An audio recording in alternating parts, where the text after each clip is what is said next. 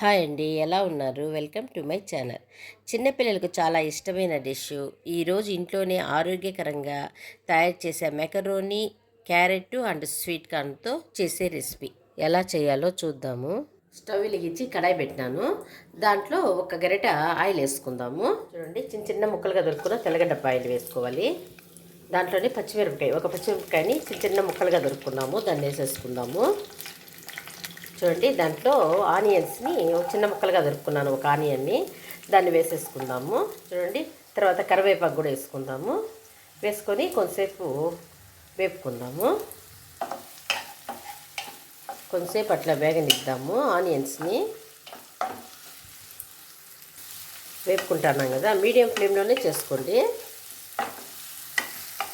చూడండి, కొద్దిగా సాల్ట్ వేసుకుందాము ఆనియన్స్కి పట్టేదానికి. తినేటప్పుడు ఆనియన్స్ కొంచెం టేస్ట్గా ఉంటాయి కదా, అందుకని.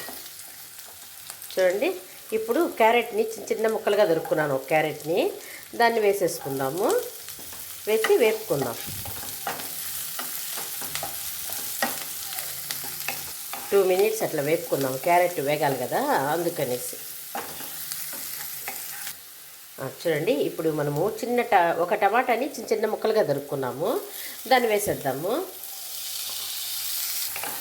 చూడండి, టమాటా ముక్కలు మరీ మెత్తగా అవసరం పడలేదు, కొంతసేపు వేపుకుందాము. ఆ పచ్చి వాసన అంతా పోయేదానికి వేపుకుందాము. చూడండి, ఈ ఈ ఇట్లా వేగితే సరిపోతుంది టమాటాలు. ఇప్పుడు ఉడకబెట్టుకున్న స్వీట్ కార్న్ని వేసేసుకుందాము. దాంట్లో 1 కప్ వేసుకున్నాను.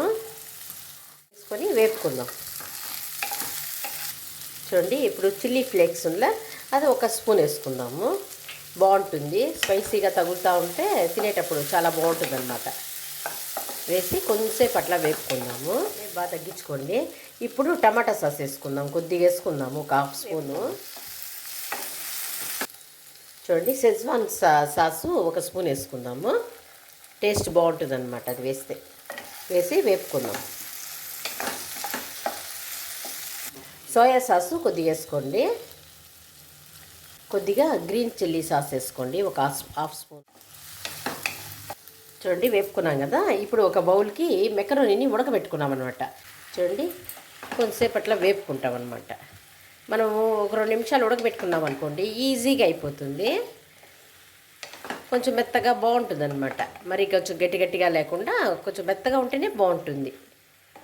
మొత్తం సాసులంతా మెకరోనికి పట్టేంతవరకు అట్లా వేపుకుందాము. ఒక 2 minutes అట్లా వేపుకుంటే సరిపోతుంది అనమాట. అందులో కొద్దిగా పసుపు వేసుకోండి. మ్యాగీ మసాలా ప్యాకెట్ ఒకటి వేసుకుందాము. టేస్ట్ బాగా పెరుగుతుంది అనమాట అది వేసినట్టయితే. వేసి కొంతసేపు అట్లా వేపుకుందాం. కొద్దిగా సాల్ట్ వేసుకుందాము.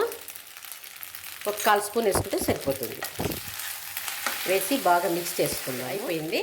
కొత్తిమీరని సన్నగా తరుక్కున్న కొత్తిమీరని పైన చల్లుకొని కొంతసేపు కలియబెడదాము.